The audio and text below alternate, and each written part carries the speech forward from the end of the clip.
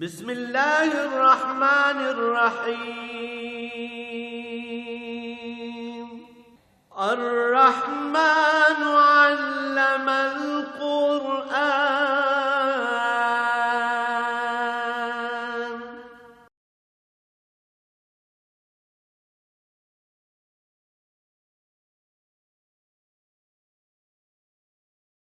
الحمد للہ رب العالمین والصلاة والسلام علی حبیبہ محمد وآلہ وصحبہ اجمعین. اعوذ باللہ من الشیطان الرجیم. بسم اللہ الرحمن الرحیم. وامددناہم بفاکہۃ ولحم مما یشتہون یتنازعون فیہا کأسا لا لغو فیہا ولا تأثیم ویطوف علیہم غلمان کأنہم لؤلؤ مکنون واقبل بعضهم علی بعض یتساءلون قالوا انا كنا قبل فی اہلنا مشفقین فمن اللہ علینا ووقانا عذاب السموم انا كنا من قبل ندعوه انه هو البر الرحیم. اللہم سبحانک لا علم لنا الا ما علمتنا انک انت العلیم الحکیم. رب اشرح لی صدری ویسر لی امری واحلل عقدۃ من لسانی یفقہوا قولی. رب زدنی علما. مولاي صل وسلم دائما ابدا علی حبیبک خیر الخلق کلہم. وامددناہم بفاکہۃ ولحم مما یشتہون. اہل جنت کا تذکرہ چل رہا ہے. فرمایا ہم ان کو پھل اور گوشت یعنی غذائیں ایسی دیں گے جو وہ چاہتے ہوں گے، جو انہیں ہر ایک کو اس کی پسند کی غذا ملے گی. ہر آدمی کا مزاج الگ ہوتا ہے اور ہر آدمی کی پسند اپنی ہوتی ہے. تو فرمایا ایک ایک جنتی کو اس کے پسند کے پھل، اس کے پسند کے مختلف اقسام کے گوشت، مختلف ڈشیں مختلف انداز میں بنی ہوئی، جیسا ان کا جی چاہے گا ویسا انہیں عطا کی جائیں گی. یتنازعون فیہا کأسا، اور انہیں جو مشروبات دیے جائیں گے، پینے کی جو نعمتیں دی جائیں گی، تو بڑے خوش طبعی خوش مزاجی میں چھینا جھپٹی ہو رہی ہوگی، ایک دوسرے سے جام چھینے جا رہے ہوں گے، خوش مزاجی میں، خوش طبعی میں، مذاق میں. اور وہ جنت کی شراب ہوگی جس میں کوئی لا لغو فیہا ولا تأثیم، اس میں کوئی دنیا کی شراب کی طرح کی نہ بدبو ہوگی نہ کڑواہٹ ہوگی. دنیا کی جو شراب ہے یہ تو سخت تلخ اور کڑوی ہوتی ہے اور بہت بدبودار ہوتی ہے. نہ اس میں یہ بدبو ہوگی نہ کڑواہٹ ہوگی، نہ اسے پی کر کوئی بہکے گا، نہ اس کی عقل مختل ہوگی، اور نہ اس میں کوئی برائی ہوگی، گناہ کی کوئی بات اس میں نہیں ہوگی. شراب کا اصولاً جو معنی ہے وہ تو ہے پینے کی چیز، تو جس سے اردو میں مشروب بھی استعمال ہوتا ہے. مشروب کہیں تو کوئی اسے نشے والی چیز نہیں سمجھتا، تو شراب کہیں تو وہ اس پہ مسلط ہو جاتا ہے. حالانکہ شراب کا معنی پینے کی چیز ہے، اور دنیا میں جسے شراب کہتے ہیں یہ تو فضول چیز ہے، ذائقہ بھی تلخ ہے، بدبو بہت بری ہے، پھر پی کر آدمی بہک جاتا ہے، دماغ خراب ہو جاتا ہے اور کچھ سے کچھ کرنے لگ جاتا ہے. تو جنت میں جو مشروب ہوں گے ان کا ذائقہ بھی بہترین ہوگا، بہترین خوشبو ہوگی، کوئی پی کر بہکے گا بھی نہیں. اور خوش طبعی میں مذاق میں دوستوں سے جام چھین رہے ہوں گے.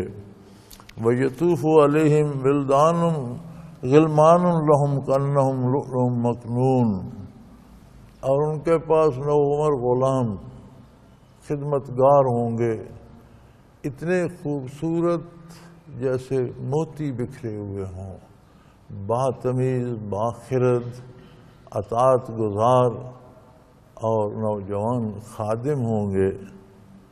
وَأَقْبَلَ بَعْضُهُمْ عَلَىٰ بَعْضٍ يَتَسَاءَلُونَ، پھر آپس میں وہ باتیں بھی کریں گے جب مل کر بیٹھے ہوں گے.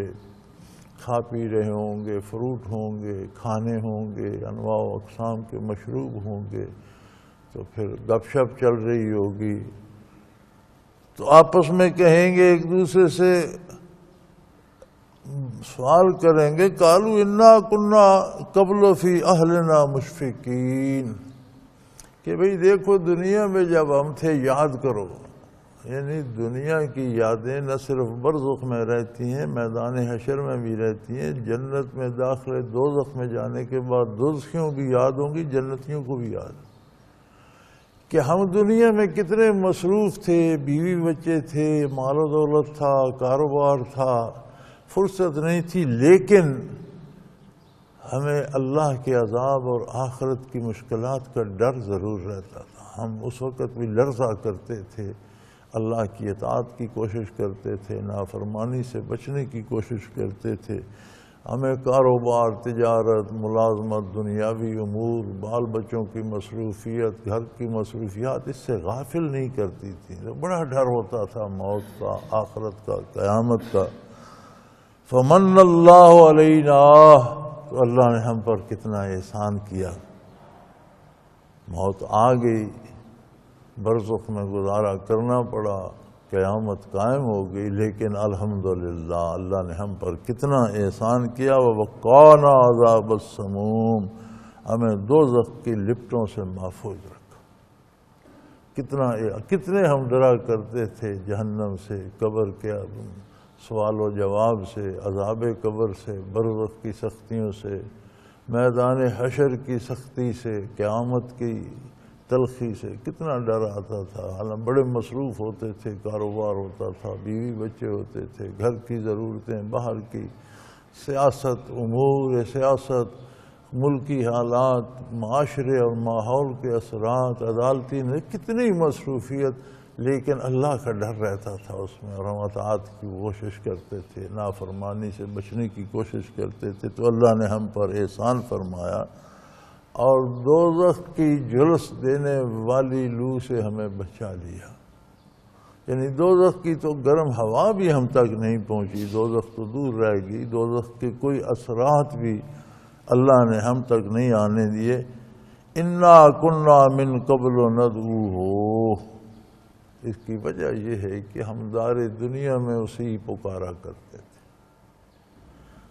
ہمیں اللہ پر اعتماد تھا، ہمیں اپنے نبی صلی اللہ علیہ وآلہ وسلم پر اعتماد تھا، اور ہم ہر مشکل، ہر ضرورت، ہر خوشی، ہر غمی، ہر حال میں اپنے اللہ کو پکارا کرتے تھے، اس کی تسبیحات کرتے تھے، اس کا ذکر کرتے تھے، نمازیں ادا کرتے تھے، حلال حرام میں تمیز کرتے تھے، نیکی کرنے کی کوشش کرتے، برائی سے بچتے تھے۔ انہ هو البر الرحیم، اب بے شک ہماری عبادتیں، ہماری محنتیں، ہمارا مجاہدہ کم تھا، لیکن وہ بڑا احسان کرنے والا ہے، اس نے ہمیں جنتوں میں موجیں کرا دی، یقیناً وہ بہت رحم فرمانے والا ہے، یہ اس کی رحمت ہے۔ شاید اگر تولا جاتا تو اس کے احسانات میں سے کسی ایک احسان کا بدلہ بھی ہماری ساری عبادت پورا نہ کر پاتی، لیکن صرف اس بات پر کہ ہم دنیا میں صرف اسی کے آس پہ جیتے تھے، اس کی اطاعت کرتے تھے، اس کی نافرمانی سے بچنے کی کوشش کرتے تھے، تو ایک اس وجہ سے وہ کتنا کریم ہے کہ اس نے ہمیں جنت عطا کر دی، بہت ہی رحم کرنے والا ہے۔ فذکر فما انت بربک بکاہن ولا مجنون، تو اے میرے حبیب آپ نصیحت جاری رکھیے۔ یہ فضول لوگ ہیں، یہ کبھی کہتے ہیں کہ یہ کاہن ہے، جادوگر ہیں، جو ان کے پاس جاتا ہے وہ بدل جاتا ہے، ماں باپ کو، بہن بھائیوں کو، معاشرے کو چھوڑ دیتا ہے اور صرف ان کا ہو کے رہ جاتا ہے، کوئی ان کے پاس جادو ہے۔ یا پھر کہتے تھے کہ جی یہ دیوانوں کی طرح پاگلوں جیسی باتیں کرتے ہیں کہ مر کے مٹی ہو جاؤ گے تو پھر اٹھنا پڑے گا اور پھر جنت دوزخ ہوگی اور حساب کے، تو یہ دیوانہ پن ہے، پاگلوں کی طرح باتیں کرتے ہیں اور جادو کرتے ہیں۔ فرمایا اللہ کریم فرماتے ہیں میرے حبیب میں گواہ ہوں، آپ نہ جادوگر ہیں نہ دیوانے ہیں نہ کاہن ہیں، کاہن تو شیطان سے خبریں لے کر بتاتا ہے، آپ جو بات اللہ کی طرف سے وحی آتی ہے وہ بتاتے ہیں۔ کافر کی باتوں میں، کاہن کی باتوں میں جھوٹ بھی ہوتا ہے اور گناہ کی دعوت ہوتی ہے۔ آپ کا ہر لفظ حق ہے، ہر قول برحق ہے، اور ہر قول میں نیکی اور عبادت ہے۔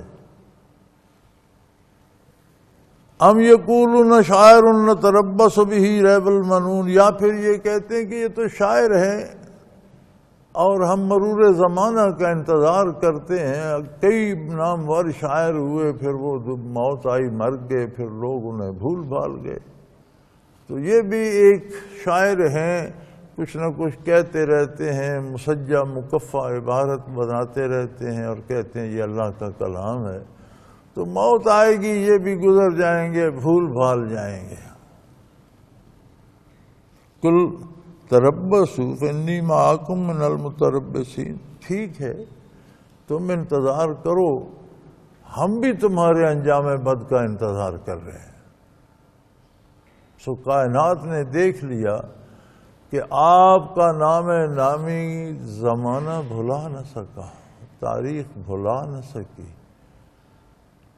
موت آپ کو مخلوق سے جدا نہ کر سکی۔ آپ کی برکات، آپ کی ارشادات، آپ کی تعلیمات جاری و ساری ہیں کائنات۔ آپ کا لایا ہوا قرآن کریم آج بھی لوگوں کو یہ دعوت دے رہا ہے کہ اگر یہ کسی انسان کا کلام ہے تو اس جیسا کوئی ایک جملہ بنا کر لاؤ۔ 1500 سال گزر گئے، کوئی نہیں لا سکا۔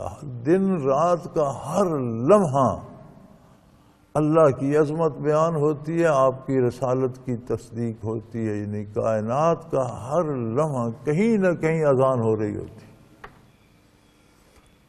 آج تو کمپیوٹر ایج ہے، کمپیوٹر کا زمانہ ہے۔ آپ کمپیوٹر پر دیکھ لیں کہ جاپان سے آپ شروع کر لیں اور واپس دنیا کا چکر لگا کر جاپان پہنچ جائیں تو ایک جگہ فجر کا وقت ختم ہو رہا ہے، اگلی جگہ شروع ہو رہا ہے، وہاں ختم ہو رہا ہے، اسی طرح ہر نماز کا وقت ایک جگہ ختم ہو رہا ہے، اگلی جگہ شروع ہو رہا ہے۔ تو ان 5 نمازوں کی اذانیں ہمہ وقت زمین پہ گونجتی رہتی، اور اس میں مؤذن کہتا ہے اشہد ان محمد رسول اللہ، اللہ اکبر اللہ اکبر۔ اس کی کبریائی بھی بیان ہوتی ہے، حضور کی رسالت بھی۔ یہ کہتے تھے زمانہ انہیں بھلا دے گا، لیکن زمانے میں یہ جرت نہ ہو سکی کہ آپ کا نام نامی دنیا سے چھین سکے۔ اور فرمایا کہ آپ کہ ان سے کہ ہم بھی تمہارے انجام بد کا انتظار کر رہے ہیں۔ آخر دین کی مخالفت تباہ کر دیتی ہے، پھر ان کو تو تباہ ہوتے آپ نے دیکھ لیا۔ بدر میں ذلیل ہوئے، احد میں رسوا ہوئے، اور مکہ مکرمہ فتح کرا بیٹھے، اور نام و نشاں مٹ گیا ان کا۔ ام تامرہم احلامہم بہذا ام ہم قوم طاغون۔ فرمایا یہ عجیب لوگ ہیں، میں نے انہیں عقل دی، شعور دیا، دماغ دیا، اس کا یہی استعمال ہے کہ یہ نبی پر اعتراض کرے۔ عقل کا، شعور کا کام تو یہ تھا کہ حق کو پہچانتے اور باطل سے بیزار ہو جاتے۔ انہوں نے اپنی عقل کو بھی الٹا دیا، یہ حق کی مخالفت کر رہے ہیں اور باطل کے لیے دلائل دے رہے ہیں۔ حقیقت یہ ہے کہ ام ہم قوم طاغون، یہ ہیں ہی بدکار، مزاجن برائی کی طرف راغب ہیں، شیطان اور نفس کے فریبوں میں آ گئے۔ تو جب مزاج جو ہے وہ متاثر ہو جائے برائی سے تو عقل بھی کام چھوڑ جاتی ہے۔ لوگ یہ بھی کہتے رہتے ہیں کہ یہ برا ہے اور وہ کام بھی کرتے رہتے ہیں۔ ام یقولون تقولا، کبھی یہ کہتے ہیں یہ مسجع مکفہ عبارت انہوں نے خود جوڑ لی ہے، اور یہ کہتے ہیں اللہ کا قرآن ہے، اللہ کا کلام ہے۔ فرمایا اگر ایسی بات ہے بل لا یؤمنون، اصل حقیقت یہ ہے کہ یہ ایمان ان کی قسمت میں نہیں ہے، یہ نہیں لا سکتے، ان کا کردار ان کے گناہ، ان کی برائیاں ایسی ہیں کہ انہیں قبول ایمان سے انہوں نے دور کر دیا ہے، ان میں قبول ایمان کی استطاعت ہی مفقود ہو گئی ہے ان کے کردار کی وجہ سے۔ ورنہ اگر یہ انسان کا کلام ہے تو بڑے بڑے پڑھے لکھے، بڑے بڑے شاعر، ادیب، مورخ، ماہر لسانیات موجود ہیں عربوں میں۔ فَلْيَأْتُوا بِحَدِيثٍ مِثْلِهِ، اس جیسا کوئی ایک جملہ تو بنا کر لاؤ، کوئی مسجع مکفہ عبارت ایک آیت کے مقابلے میں کوئی ایک موضوع فکرہ تم موضوع کرو، تم نہیں کر سکتے۔ تو پھر جب کوئی بڑے سے بڑا فاضل، ادیب، دانشور ایک جملہ اس جیسا نہیں کہہ سکتا تو پھر یہ کسی انسان کا کلام نہیں ہے، یہ اللہ کا کلام ہے۔ اگر سچے انکار صادقین، اگر تم سچے ہو کہ یہ خود انہوں نے قرآن اپنی طرف سے گھڑ لیا تو پھر تم بھی تو انسان ہو، تم میں بڑے بڑے فاضل، بڑے بڑے شاعر، بڑے بڑے ادیب، بڑے بڑے دانشور، لاؤ نا ایک جملہ اس طرح کا بنا کر۔ ام خلقوا من غیر شیء ام هم الخالقون، تو کیا یہ بلا سبب پیدا، خلقوا من غیر شیء، کوئی سبب، کوئی پیدا کرنے والا، کوئی بنانے والا نہیں تھا، یہ از خود بن گئے؟ یہ کیا سوچتے ہیں، ان کا شعور کیا کہتا ہے؟ ایک انسانی وجود جو ہے وہ اسے عالم صغیر کہتے ہیں، یعنی پوری کائنات کا نظام ایک وجود کے اندر بھی ہے، اس کے اندر اپنے دن رات، اپنی صبح، اپنی شام، اپنی بہار، اپنی خزاں ہے۔ دکھی ہوتا ہے تو لگتا ہے خزاں کا موسم ہے، خوش ہوتا ہے تو دل میں بہار آ جاتی ہے، مایوس ہوتا ہے تو لگتا ہے سورج غروب ہو گیا، دل میں رات چھا گئی، امید کی کرن جاگتی ہے تو لگتا ہے سورج طلوع ہو۔ یہ سارا نظام اس کے اپنے اندر ہے، یہ کیا خود بخود بن گیا؟ کوئی بنانے والا ہی نہیں۔ ام هم الخالق، یا انہوں نے خود اپنے آپ کو بنایا، خالق بھی ہیں، مخلوق بھی ہیں، یہ کیسی باتیں کرتے ہیں؟ ام خلق السماوات والارض، یا یہ نظام کائنات اور اس میں تعدیل اور عدل اور اس کی مناسبت اور اس کا اعتدال اور اس کا ہم ہر لمحے رواں دواں رہنا اور کسی جگہ کوئی غلطی کا نہ ہونا، کیا یہ انہوں نے بنایا؟ جو لوگ آپ کی بات نہیں مان رہے اور انکار کر رہے ہیں، کیا یہ نظام کائنات کے بنانے والے؟ اگر یہ نہیں کوئی اور ہے تو پھر اس کی بات تو ماننی پڑے گی، جب اس کے اس جہان میں رہتے ہو، جب اس کا دیا کھاتے ہو، جب اس کی نعمتیں استعمال کرتے ہو۔ یہ سارا نظام ایک ایک فرد کے لیے چل رہا ہے، یہ وسیع نظام، سورج، چاند، ستارے، اجرام فلکی، زمین، اس کے سارے، یہ سارا ماحول، یہ ساری تخلیق، یہ پرندے چرندے، حیوان، انسان، یہ سب ایک ایک انسان کی خدمت کے لیے اتنا نظام بنا ہوا ہے، تو کیا یہ بنایا انہوں نے بنایا؟ بل لا یوقنون، لیکن ان میں یقین کی کمی ہے۔ فطری استعداد جو ماننے کی اللہ نے دی تھی، انہوں نے برے عقیدے اور برے کردار سے اس کو تباہ کر دیا ہے۔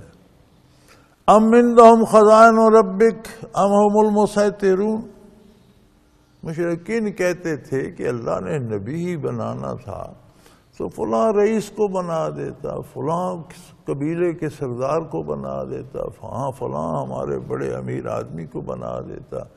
یہ تو حضور اکرم صلی اللہ علیہ وسلم تو غریب بھی تھے، یتیم بھی تھے، پھر ایک کسی کہیں پڑھنے لکھنے بھی نہیں گئے، تو بڑے بڑے دانشور، بڑے بڑے امیر، بڑے بڑے دولت مند، بڑے بڑے قادر الکلام اور شاعر اور دانشور ہیں، اللہ ان سے نبی بنا دیتے۔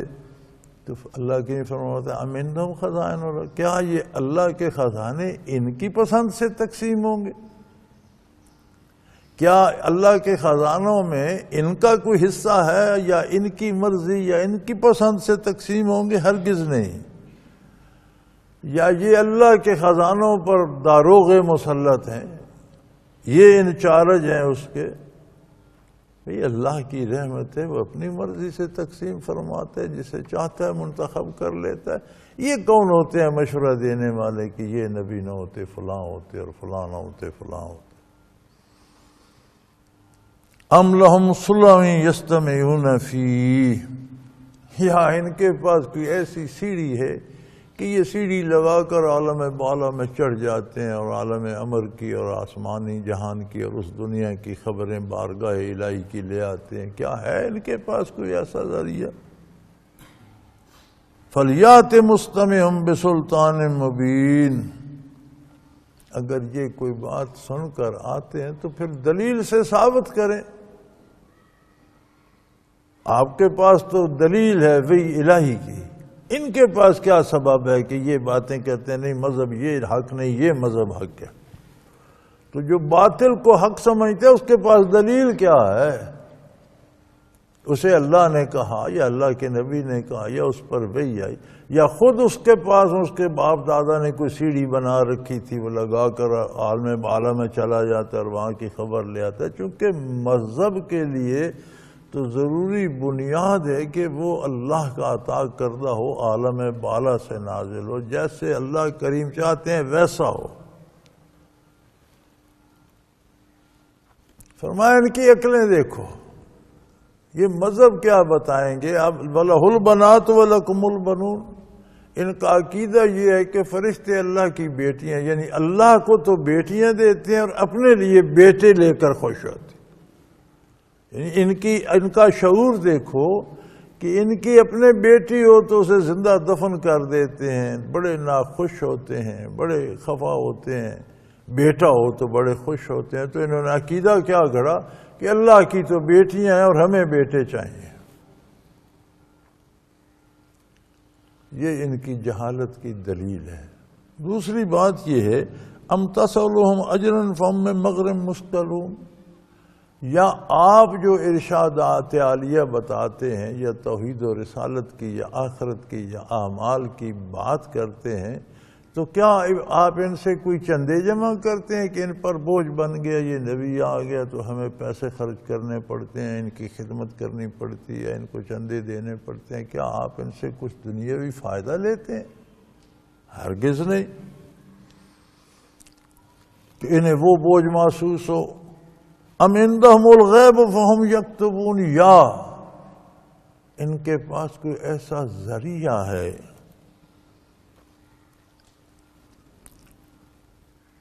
جو انہیں غیب کے علوم سے آگاہ کرتا ہے اور وہ اسے لکھ لیتے ہیں پھر لوگوں کو بتاتے. کیا ذریعہ ہے ان کے پاس؟ کیسے یہ غیب جان سکتے ہیں؟ یہ غیب کیا ہوتا ہے؟ سادہ سا مفہوم ہے اس کا، ما غاب عن الحواس.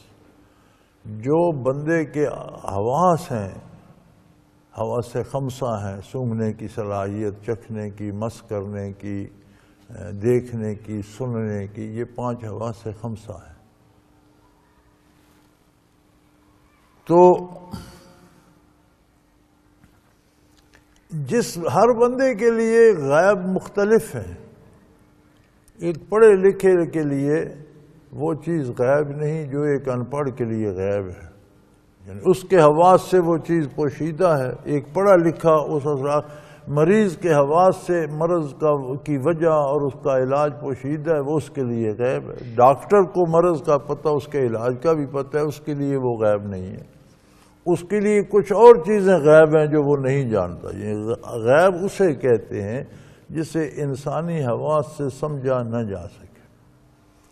آپ کو کوئی ٹیلی فون کر کے بتا دیتا ہے جی کہ آج ہمارے گاؤں میں یہ ہوا ہے، تو وہ غیب نہیں رہے گا کیونکہ آپ نے اپنے حواس سے جان لیا. ویسے آپ کو کوئی پتہ نہیں، آپ کے لیے غیب ہے. اسی طرح یہ ٹیلی ویژن، اب امریکہ میں ایک ریسلنگ ہو رہی ہے، ہم یہاں بیٹھے دیکھ رہے ہیں، تو ہمارے لیے غیب تو نہ رہا، وہ ٹیلی ویژن اس کا ذریعہ خبر کا بن گیا. اسی طرح یہ غیب جاننا، یعنی بغیر کسی سبب کے جاننا، یہ اللہ کی صفت ہے وحدہ لا شریک. انبیاء کو جو غیب ہوتا ہے وہ بذریعہ وحی ہوتا ہے، وہ دوسرے لوگوں کے لیے علم غیب ہوتا ہے، نبی کے لیے وہ علم غیب نہیں ہوتا، وہ غیب نہیں ہوتا، وہ بتایا جاتا ہے۔ سو بغیر کسی کے بتائے، بغیر کسی ذریعے کے جاننا، یہ خاصہ اللہ کا ہے۔ وہ اس کے سامنے، کائنات کے سامنے جو بھی غیب ہے اس کے سامنے ہر چیز حاضر ہے، اور اس کی صفات میں بھی کوئی شریک نہیں ہو سکتا۔ انبیاء پر وحی آتی ہے، لہذا وہ علم غیب نہیں رہتا۔ اسے قرآن کریم نے اصطلاح استعمال کی ہے، یتلے علی الغیب، وہ اطلاع عن الغیب بن جاتا ہے۔ ان کے لیے بھی تھا تو غیب، اللہ نے انہیں اطلاع دے دی۔ اب مخلوق کے لیے وہ سارا غیب ہے، لیکن نبی انہیں بتا رہا ہے۔ ہم نے جنت نہیں دیکھی، دوزخ نہیں دیکھا، برزخ نہیں دیکھا، فرشتے نہیں دیکھے، ان ساری باتیں ہمارے لیے غیب تھیں۔ جب نبی صلی اللہ علیہ وسلم نے بتائیں تو ہمیں غیب پر اطلاع ہوگی اور ہم اس پر ایمان لیں۔ تو مخلوق کے پاس اطلاع عن الغیب ہوتی ہے اپنی حیثیت کے مطابق، انبیاء کی اطلاع سب سے اعلیٰ ہوتی ہے، وہ مخلوق کی نجات کا سبب بنتی ہے۔ علم غیب اس وحدہ لا شریک کا خاص ہے۔ ام یریدون کیدا فالذین کفروا هم المکیدون، یہ کوئی آپ کے ساتھ فریب کرنا چاہتے ہیں، کسی دھوکے میں آپ کو پھنسانا چاہتے ہیں، قیدا کوئی مکر کرنا چاہتے ہیں جس سے آپ کی ذات والا صفات کو یا آپ کے اس مشن کو نقصان پہنچے۔ فالذین کفروا هم المکیدون، یہ خود اپنے جال میں پھنسے ہوئے۔ جو خود جال میں پھنسے وہ دوسرے کے لیے کیا جال بچھائے گا؟ یعنی کافر کفر کی وجہ سے خود اپنے ایک ایسے جال میں پھنس گئے ہیں جس پر ہمہ وقت غضب الہی اور اللہ کی لعنت برس رہی ہے، تو یہ کسی دوسرے کو کیا دو لگائیں گے، کیا کریں گے؟ ام لہم الہ غیر اللہ، یا کائنات وسیط میں اللہ کے علاوہ انہیں کوئی دوسرا معبود مل گیا ہے جو اللہ کی صفات کا حامل ہو؟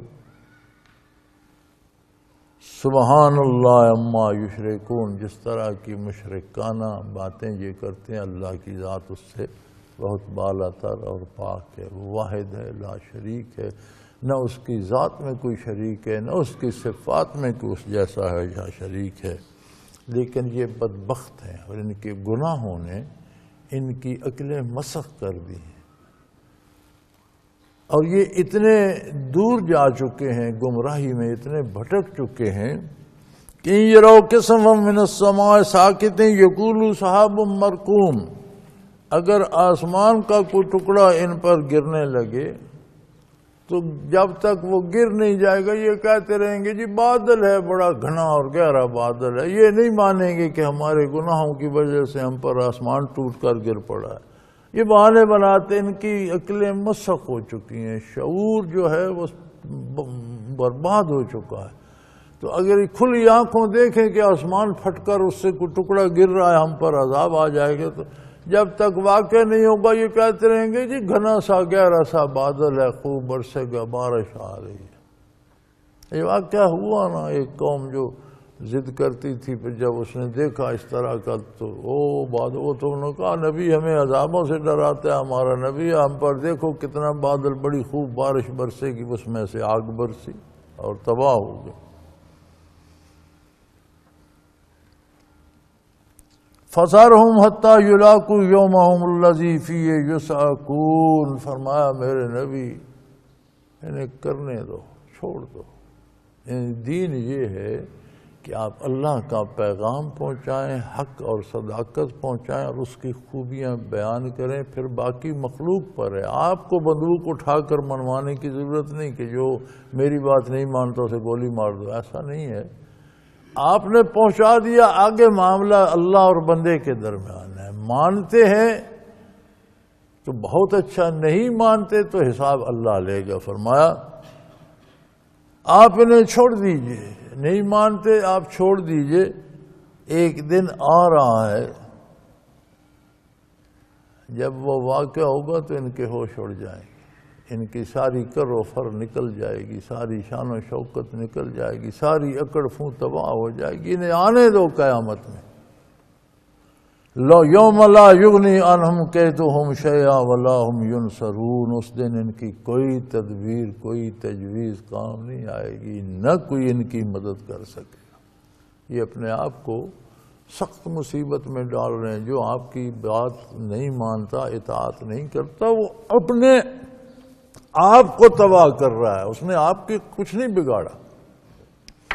آپ کی شان میں، آپ کی عظمت میں، آپ کی صداقت میں کوئی کمی نہیں آ رہی اس کے نہ ماننے سے، وہ اپنے آپ کو تباہ کر رہا ہے۔ ذرا اسے قیامت کو آنے دو، قیامت کو فیس کرنے دو، جہاں نہ اس کی تجویز کسے کام آئے گی، نہ کوئی اس کی مدد کرے گا۔ وَإِنَّ لِلَّذِينَ ظَلَمُوا عَذَابًا دُونَ ذَلِكَ وَلَٰكِنَّ أَكْثَرَهُمْ لَا يَعْلَمُونَ۔ اور یہ قیامت کی مشکل گھڑی، برزخ کا حساب کتاب، عذاب قبر اور دوزخ کے یہ عذاب، وہ باتیں جو آپ انہیں بتا رہے ہیں، جو آپ ارشاد نہیں فرماتے، وہ بھی بڑے بڑے عذاب اس کے علاوہ بھی پڑے ہیں، جو آپ نے لوگوں پر کھول دیے کہ اس فعل کا یہ نتیجہ ہوگا اور اس طرح کا عذاب ہوگا، وہ تو ان تک خبر پہنچ گئی۔ اس کے علاوہ بڑے بڑے دردناک عذاب پڑے ہیں، جب یہاں آئیں گے تو پتہ چلے گا۔ ان کی اکثریت جاہل ہے۔ قرآن کریم عالم اور جاہل کا فرق کیسے بیان کرتا ہے؟ قرآن کہتے ہیں جس نے اللہ کا دین سیکھ لیا، نبی علیہ السلام کے ارشادات پر ایمان لایا اور اس کا وہ عالم ہے۔ کتنے علوم پڑھ گیا لیکن ایمان نہیں لاتا، قرآن کہتے ہیں یہ جاہل ہے۔ یعنی علم حقیقی یہ ہے کہ انسان اپنی ذات، اپنی صفات، اپنی ضروریات، پھر ان کے بنانے والا، اس کی عطا، اس کی عنایات کو جانتا ہو تو یہ علم ہے۔ اللہ سے بیگانہ ہے تو کتنے دنیاوی علوم پڑھ گیا، وہ جاہل ہے۔ وَاصْبِرْ لِحُکْمِ رَبِّكَ فَإِنَّكَ بِأَعْیُنِنَا وَسَبِّحْ بِحَمْدِ رَبِّكَ حِینَ تَقُومُ مِنَ اللَّیلِ فَسَبِّحْهُ وَإِدْبَارَ النُّجُومِ۔ آپ کا منصب جلیلہ، منصب عالی یہ ہے کہ آپ ہمارے ارشادات پر جم جائیے۔ وَاصْبِرْ لِحُکْمِ رَبِّكَ، اللہ نے جو حکم دے دیا اس پر ڈٹ جائیے، کوئی اس سے آپ کو ہلا نہ سکے۔ تو اسلام کیا ہے؟ مسلمانی کیا ہے؟ اللہ اللہ کے رسول کے دیے احکام پر ڈٹ جانا، پوری قوت، پورے خلوص، پوری طاقت، پورے شعور کے ساتھ اس پر جم جانا، اس کی مخالفت، اس کے خلاف زندگی بسر نہ کرنا۔ فرمایا جو دین پر آپ دین پر، اللہ کے حکم پر ڈٹ جائیے، فَإِنَّكَ بِأَعْیُنِنَا، آپ ہماری نگاہوں میں ہیں، یعنی آپ کو اللہ کی معیت حاصل ہے، اللہ کی حفاظت حاصل ہے۔ یہ زمانہ، یہ کافر طاقتیں آپ کا بال بیکا بھی نہیں کر سکتی، بشرطے کہ آپ حق پر قائم ہیں۔ اللہ اللہ اللہ خطاب ہو رہا ہے نبی کریم صلی اللہ علیہ وسلم کو، تو اللہ کے نبی تو ہمیشہ حق پہ قائم ہوتے ہیں۔ یہ دراصل خطاب ہے امت کو نبی کے حوالے سے۔ جیسے ملک میں ایک قانون بنایا جائے اور اس میں یہ درج ہو کہ یہ وزیر اعظم اور صدر مملکت پر بھی لاگو ہوگا، تو اس کا یہ مطلب نہیں کہ وزیر اعظم صدر مملکت پہلے کوئی لا قانونیت کر رہے تھے۔ یہ اس قانون کی اہمیت بیان کرنا مقصود ہے کہ اگر وزیر اعظم اور صدر بھی نہیں بچ سکتے تو عام شہری کیسے سوچے گا کہ میں اس سے بچ جاؤں گا، اسے ماننا پڑے گا۔ اس لیے انبیاء کو خطاب فرمایا جاتا ہے، تو نبی علیہ السلام کو خطاب کر کے فرمایا جا رہا ہے کہ آپ صلی اللہ علیہ وسلم اللہ کے احکام پر جم جائیے۔ جو اللہ کے احکام پہ ڈٹ جاتا ہے وہ اسے حفاظت الہیہ نصیب ہو جاتی ہے، کس طرح حفاظت الہیہ نصیب ہوتی ہے؟ وَسَبِّحْ بِحَمْدِ رَبِّكَ حِینَ تَقُومُ، آپ جب بھی اٹھتے ہیں، نیند سے بیدار ہوتے ہیں، کسی محفل سے اٹھتے ہیں، اللہ کی تسبیح بیان کریں، اللہ کا ذکر کریں، اللہ کو یاد کریں۔ وَمِنَ اللَّيْلِ، راتوں کو اللہ کو یاد کریں، اس کا ذکر کریں۔ وَسَبِّحُوا، وَمِنَ اللَّيْلِ فَسَبِّحُوا، رات کو اس کی تسبیحات پڑھیں۔ وَإِدْبَارَ النُّجُومِ، اور جب فجر پھوٹ رہی ہو، ستارے ڈوب رہے ہوں، آپ اللہ کو یاد کر رہے ہیں۔ اس سے فرض نمازیں بھی مراد ہیں، اس سے تسبیحات و اذکار اور دینی مطالعہ بھی مراد ہے، علوم دین کا حصول بھی مراد ہے، اور در حقیقت ہمہ وقت کا ذکر مراد ہے۔ سوتے جاگتے، دن رات، سورج ہو یا چاند ستارے، آ رہے ہوں یا جا رہے ہوں، ہر حال میں اللہ کو یاد کرتے رہیے، اس کا حق ادا ہوتا ہے ذکر قلبی سے۔ جب قلب ذاکر ہو جائے، دل کی ہر دھڑکن اللہ کا نام لینے لگ جائے، پھر جب باڈی سیل ذاکر ہو جاتے ہیں، سلطان الاذکار نصیب ہو جاتا ہے، تو 10 کھرب سیل اللہ کا ذکر کرنے لگ جاتے ہیں۔ ایک لمحے میں ایک ذاکر کا وجود 10 کھرب بار اللہ کہتا ہے۔ تو فرمایا ستارے طلوع ہوں غروب ہوں، سورج آئے جائے، دن ہو یا رات ہو، کوئی لمحہ کوئی گھڑی ایسی نہ ہو کہ اللہ کی یاد سے غفلت ہو۔ آپ اللہ کو یاد کرتے رہیے۔ جو آپ کا اتباع چھوڑے گا یا مخالفت کرنے کی کوشش کرے گا، اس سے اللہ کریم نمٹ لیں گے۔ فَإِنَّكَ بِأَعْيُنِنَا، آپ کو ہماری حفاظت تحفظ حاصل ہے۔ سو ذکر کی ایک یہ بھی بہت بڑی عطا ہے کہ ذاکرین کو حفاظت الہیہ نصیب ہو جاتی ہے۔ وآخر دعوانا ان الحمد للہ رب العالمین۔ اللہ اللہ اللہ اللہ اللہ اللہ اللہ اللہ۔ حضرت امیر محمد اکرم آوان مد ذلہ العالی دارالعرفان منارہ ضلع چکوال میں سالہ سال سے قرآن و حدیث کے اوپر خطابات کر رہے ہیں اور سلسلہ نقشبندیہ اویسیہ کے مطابق لوگوں کو ذکر الہی کی تربیت دے رہے ہیں۔ وہ قرآن پاک کی تفسیر ترتیب وار بیان کر رہے ہیں۔ تفسیر قرآن کو وہ موجودہ ملکی اور بین الاقوامی حالات کے مطابق بیان کرتے ہیں۔ موٹر وے سے کلر کہار کے انٹرچینج سے نکلتے ہوئے، کلر کہار کی جھیل سے ہوتے ہوئے، میانی، بوچھال اور نورپور سے گزرتے ہوئے دارالعرفان منارہ پہنچ سکتے ہیں۔ حضرت امیر محمد اکرم آوان نے بچیوں اور بچوں کی دینی اور دنیاوی تعلیم کے لیے سقارہ اکیڈمی کے نام سے ایک درسگاہ بھی قائم کی ہے، جس کا افتتاح ملک پاکستان کے صدر جنرل محمد ضیاء الحق نے اپنے دست مبارک سے کیا تھا۔ وہ تمام احباب جو اسلام کی طلب رکھتے ہیں، ان سے گزارش ہے کہ دارالعرفان منارہ ضلع چکوال میں امیر محمد اکرم آوان صاحب کے خطابات سے مستفید ہوں۔ وہ ہر جمعے کو نماز سے پہلے بیان فرماتے ہیں۔ ہر ماہ کی پہلی اتوار کو ماہانہ اجتماع ہوتا ہے، جس میں آپ خصوصی خطاب فرماتے ہیں اور پاکستان کے چاروں صوبوں سے احباب اس اجتماع میں شرکت کرتے ہیں۔ اس کے علاوہ یہاں سال میں 2 مرکزی اجتماعات بھی ہوتے ہیں، ایک رمضان المبارک میں اعتکاف کا اجتماع اور دوسرا جولائی اور اگست میں 40 دن کا اجتماع ہوتا ہے، جس میں روحانی تربیت کی جاتی ہے۔ اپنا خون سیماب دے کر اتنا ہم کر جائیں گے، نام آقا کا چمن میں پھر رقم کر جائیں گے۔